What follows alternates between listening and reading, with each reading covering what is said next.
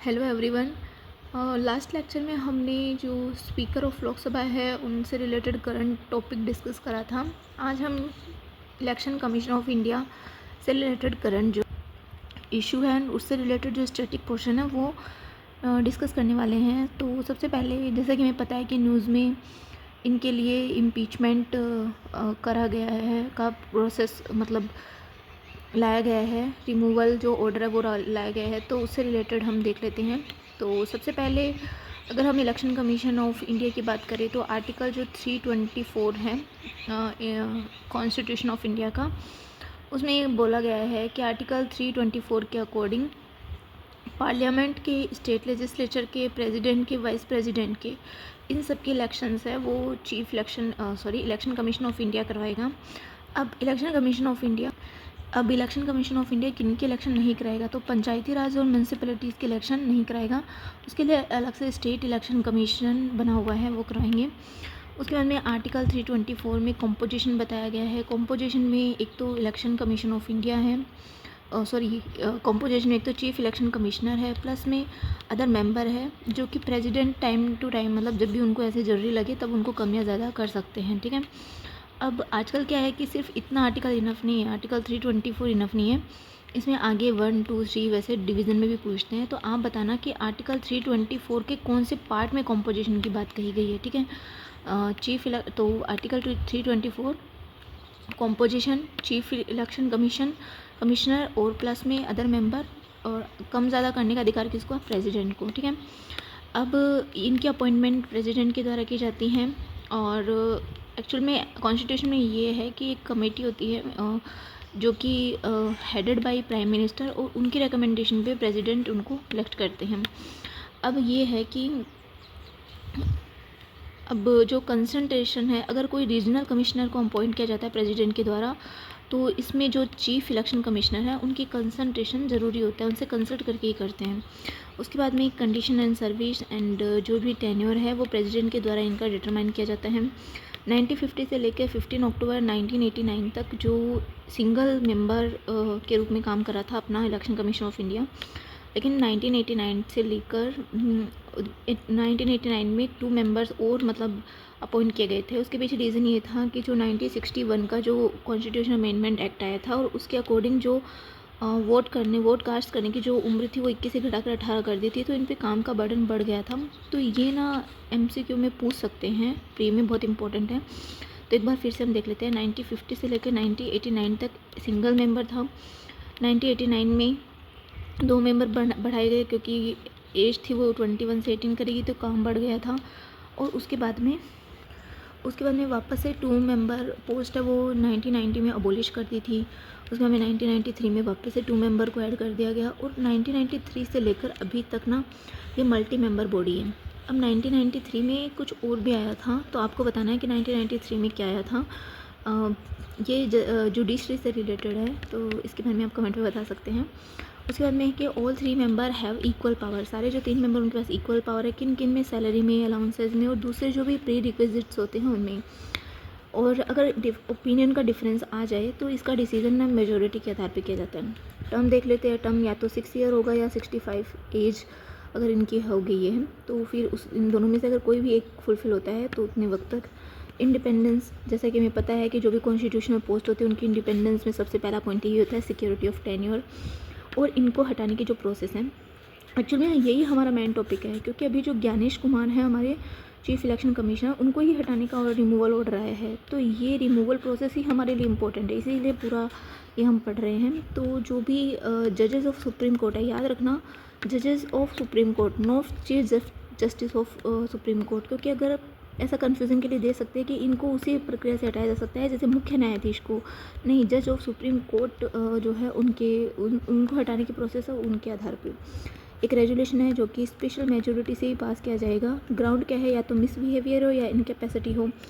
Note इनको ना ये प्रेसिडेंट के प्लेजर से नहीं हटाए जा सकते, हालांकि उनको अपॉइंट प्रेसिडेंट ही करते हैं। और इनकी सर्विस कंडीशन में कोई भी डिसएडवांटेज नहीं की जा सकती है। और जो रीजनल कमिश्नर हैं उनको हटाने के लिए जो चीफ इलेक्शन कमिश्नर है उनकी रिकमेंडेशन ज़रूरी होती है। ठीक है। उसके बाद में आगे चलते हैं, और क्या क्या फ्लॉज हैं वो देख लेते हैं। मतलब कॉन्स्टिट्यूशन में इससे रिलेटेड कुछ फ्लॉज रह गए थे और बाद में उसको सही करने के लिए टाइम टाइम पे बहुत सारे कोशिशें भी हुई है जो हम आगे देखेंगे। तो सबसे पहले क्या क्या फ्लॉज रह चुके हैं, फ्लॉज यानी जो दोष हैं। तो पहला तो यही है कि कोई भी क्वालिफ़िकेशन नहीं बताई गई है, कॉन्स्टिट्यूशन में कोई भी क्वालिफ़िकेशन नहीं बताई गई है, तो ये सबसे बड़ा फ्लॉ है। उसके बाद में है कोई भी स्पेशलाइज्ड टर्म नहीं बताया गया है। और ऐसा है कि इनको डिबार्ड नहीं किया जा सकता। अगर ये रिटायर हो जाए इलेक्शन कमिश्नर तो इनको किसी और पोस्ट पर अपॉइंटमेंट के लिए डिबार्ड नहीं किया जा सकता। ये भी एक बड़ा मतलब कॉन्फ्लिक्ट ऑफ इंटरेस्ट है। उसके बाद में पावर एंड फंक्शन देख लेते हैं। तो इन पावर एंड फंक्शन को हम डिवाइड करके देखते हैं। सबसे पहले इनके एडमिनिस्ट्रेटिव वर्क देखते हैं। तो एडमिनिस्ट्रेटिव वर्क में क्या है कि determine the territory area of electoral constituencies through out the country basis of delimitation commission. यानी डीलिमिटेशन कमीशन जो भी मतलब बताती है उसके अकॉर्डिंग ये जो टेरिटरीज़ हैं उनको डिटरमाइन करती हैं। प्रिपेयर पैरियोडिकली रिवाइज्ड इलेक्टोरल रोल्स, जो इलेक्टोरल रोल्स है उनको ये बार बार प्रिपेयर करती है, उनमें कुछ भी चेंजेस होता है वो करते हैं। नोटिफाई द जो भी मतलब इलेक्शन की डेट है उनको नोटिफाई करना, शेड्यूल बनाना, ये सब काम। उसके बाद में ये पॉलिटिकल पार्टीज़ को सिंबल और रिकॉग्नाइजेशन ग्रांट करती है, ठीक है। और ये काम ना पूछ सकते हैं क्योंकि इसलिए उनको अच्छे से हमें पढ़ना होगा। और अब देखिए ये वाले एडमिनिस्ट्रेटिव वर्क है, लेकिन अगर ये एज अ मतलब देखा जाए तो एज ए क्वासी जुडिशियल इनके वर्क है। वो क्वासी जुडिशियल वर्क में क्या आएगा कि ये ना एक कोर्ट के रूप में काम करते हैं। जब भी कोई डिस्प्यूट, कोई भी पॉलिटिकल पार्टीज़ में डिस्प्यूट हो जाए रिकॉग्नाइजेशन को लेकर, सिंबल को लेकर, तब ना ये एक क्वासी जुडिशरी कोर्ट के रूप में काम करते हैं। उसके बाद में ऑफिसर्स को अपॉइंट करते हैं। मतलब कोई भी इंक्वायरी, किसी भी मतलब ऐसे कोई भी डिस्प्यूट रिलेटेड देखने के लिए, अरेंजमेंट देखने के लिए ये अपॉइंट करते हैं ऑफिसर्स को। उसके बाद में है determine code of conduct, prepare code of conduct determine करना, prepare roster for publicity of, मतलब ये एक रोस्टर मतलब एक फ्रेमवर्क बनाते हैं कि किस तरह की पब्लिसिटी पॉलिसीज़ की जाएगी पार्टीज़ के द्वारा। अब देखिए इनके एडवाइजरी वर्क आ गए। अभी तक हम इनके quasi judiciary and administrative work देख रहे थे। अब एडवाइजरी वर्क, ये ना प्रेसिडेंट को एडवाइस करते हैं। कब करते हैं, ये वाला क्वेश्चन पहले भी आ चुका है RSP में, तो ये इंपॉर्टेंट है कि disqualification of member of parliament के जो मेंबर की डिसक्वालिफिकेशन है ना, उससे रिलेटेड मैटर पे एडवाइस देते हैं प्रेसिडेंट को, ठीक है। अभी हमने इनके एडमिनिस्ट्रेटिव वर्क देखी और अब हम आगे देखते हैं इनके जुडिशियल एडवाइजरी वर्क। अभी पहले हमने एडमिनिस्ट्रेटिव और क्वासी जुडिशरी वर्क देख लिया। अब एडवाइजरी वर्क देख रहे हैं। एडवाइजरी में क्या करते हैं, प्रेसिडेंट को disqualification of member of parliament के मैटर पर एडवाइस देते हैं। याद रखना ये बहुत ज़्यादा इंपॉर्टेंट पॉइंट है क्योंकि इससे रिलेटेड क्वेश्चन प्री में पूछा गया है कि जब भी 10th शेड्यूल से रिलेटेड डिसक्वालिफिकेशन का मैटर होता है ना, तब तो प्रेसिडेंट को है ना स्पीकर एडवाइस देते हैं। लेकिन अगर ऐसे नॉर्मल एडवाइस देनी हो ना डिसक्वालिफिकेशन हो गए, तब स्पीकर ये चीफ इलेक्शन ऑफ इंडिया देता है। उसके बाद में गवर्नर को एडवाइस देते हैं जो स्टेट लेजिस्लेचर के मेंबर के डिसक्वालिफिकेशन से रिलेटेड। अगर ये पोल को कैंसिल करते हैं in case of ringing and booth capturing, ऐसे कोई सिचुएशन आ जाए। अब ये थोड़े काम ना मिक्स्ड है, तो आप इनको आइडिया लेके ऐसे थोड़ा, जैसे ये वाला काम एडवाइजरी है तो ये मिक्स में लिखे हैं, लेकिन आप इनको सेग्रीगेट कर सकते हैं, थोड़ा आइडिया लग सकता है इनके काम से। जैसे ये एडवाइजरी है, कहीं डिस्प्यूट का रिजोल्यूशन होता है वो क्वासी जुडिशरी है। उसके बाद supervisor machinery ensure free and fair election करवाने के लिए मशीनरी को सुपरवाइज़ करते हैं। प्रेसिडेंट को एडवाइस देते हैं कौन से केस में, जब प्रेसिडेंट रूल लगा हो या इमरजेंसी हो तो उसके 1 ईयर में इलेक्शन करवाया जाए या नहीं करवाया जाए, इस मामले पे उनको एडवाइस देते हैं। उसके बाद में ये नेशनल और स्टेट पार्टी का स्टेटस देते हैं। इलेक्शन कमिश्नर जो है इलेक्शन कमिश्नर वो डिप्टी इलेक्शन कमिश्नर के द्वारा असिस्टेड किया जाता है, जिनको सिविल सर्विसेज से लिया जाता है। स्टेट लेवल पर जो इलेक्शन कमीशन है वो चीफ इलेक्टोरल ऑफिसर्स के द्वारा, जिनको कि सेंट्रल जो चीफ इलेक्शन कमिश्नर है वही अपॉइंट करते हैं स्टेट गवर्नमेंट के साथ कंसल्ट करके। तो ये वाला पॉइंट भी इम्पोर्टेंट है, ठीक है। उसके बाद में है और डिस्ट्रिक्ट लेवल पे जो जिला कलेक्टर है वो रिटर्निंग ऑफिसर के रूप में काम करता है। विज़न मिशन और प्रिंसिपल यही है कि फ्री एंड फेयर इलेक्शन करवाना, ये वो। उसके बाद में अब हम चलते हैं करंट टॉपिक पे जो कि इम्पोर्टेंट है। देखो हुआ ऐसा था कि इनके जैसे हमने देखा कि अपॉइंटमेंट जो प्रोसेस है वो बिल्कुल भी फ्री एंड फेयर नहीं है। मतलब प्रेसिडेंट करते हैं एक कमेटी की एडवाइस पे, जो कि प्राइम मिनिस्टर के द्वारा हेड होती है। तो इसमें बिल्कुल भी है ना ट्रांसपेरेंसी नहीं है इनकी इलेक्शन, इनकी अपॉइंटमेंट में। तो सुप्रीम कोर्ट ने गाइडलाइन इशू की थी, कब, कौन से, अनूप वर्णवाल केस 2023, ये बहुत इंपॉर्टेंट है, अनूप वर्णवाल केस में। और उसमें से बोला कि एक सिलेक्शन कमेटी बनाएंगे जिसमें पीएम होंगे, लीडर ऑफ अपोजिशन होंगे और चीफ जस्टिस ऑफ इंडिया होंगे, ठीक है। लेकिन ये कमेटी तब तक काम करेगी जब तक कि पार्लियामेंट कोई लॉ पास नहीं कर दे। लेकिन इतने में गवर्नमेंट फिर एक एक्ट लेकर आती है और उसमें ऐसे बोला कि सेपरेशन ऑफ पावर बहुत इंपॉर्टेंट है अकॉर्डिंग टू आर्टिकल 50।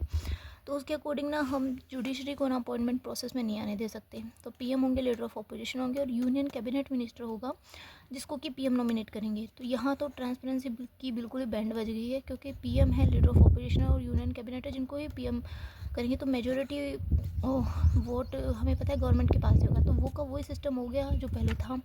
उसमें वैसे कि एक सर्च कमेटी बनेगी जिसमें जिसको लोग मिनिस्टर हेड करेंगे। उसमें 2 अदर मेंबर होंगे जो कि मतलब सेक्रेटरीट लेवल के होंगे, ऐसा भी बोला गया है। तो अब जो जुडिशरी की गाइडलाइन है उसको फॉलो नहीं करके जो गवर्नमेंट का एक्ट के अकॉर्डिंग आता है उसको फॉलो करा जाता है। तो यहाँ पे हम देखते हैं बिल्कुल भी ट्रांसपेरेंट मैनर नहीं है। अब देखिए कि जो अभी प्रेजेंट में जो ज्ञानेश कुमार है उनके खिलाफ इम्पीचमेंट का रिमूवल ऑर्डर आया है। तो वो उसमें क्या क्या है, तो सबसे पहले आर्टिकल 324(5) के अकॉर्डिंग सुप्रीम कोर्ट के जो जज है उनके उसकी जो उनकी जो हटाने की प्रोसेस है उनके अनुसार ही हटाया जा सकता है। रिमूवल प्रोसेस में देखिए प्रेसिडेंट है ना एक रिमूवल ऑर्डर इशू करेंगे, ठीक है, पार्लियामेंट में। और ये जो ऑर्डर है ना वो सेम सेशन में, मतलब रिमूवल ऑर्डर भी उसी सेशन में आएगा और पास भी उसी सेशन में होगा, ऐसा होगा। तो इसके लिए सबसे पहले तो लोकसभा में अगर बिल आता है, वो रिमूवल ऑर्डर आता है तो 100 मेंबर के साइन होने चाहिए। राज्यसभा में आता है तो 50 के होने चाहिए। उसके बाद में ग्राउंड क्या होना चाहिए, मिसबिहेवियर और इनकेपेसिटी होना चाहिए। प्रोसीजर है वो जो जजेस इंक्वायरी एक्ट 1960 उसके अकॉर्डिंग ही होगा। स्पीकर और चेयरपर्सन दोनों लोकसभा और राज्यसभा में बताएंगे कि इसको एडमिट किया जाए, रिफ्यूज़ किया जाए इस ऑर्डर को। इन केस एडमिट होता है तो फिर एक कमेटी बनेगी 3 मेंबर्स की, जिसमें chief justice of supreme court होंगे और chief justice of high court होंगे और एक जूरिस्ट होंगे। अगर एक कमेटी सारे एलिगेशन को राइट बताती है तो वो मोशन पास हो जाएगा और फिर वो प्रेसिडेंट का ऑर्डर इशू कर देगा और हटा दिया जाएगा। और ये जो ऑर्डर है ना वो स्पेशल मेजोरिटी से पास होगा, ठीक है, ऑर्डिनरी मेजोरिटी से नहीं। तो इस प्रकार हमने पूरा टॉपिक समझा, होप आपको समझ में आया है। अगर कोई इशू है तो आप कमेंट सेक्शन में बता सकते हैं। Thank you for watching.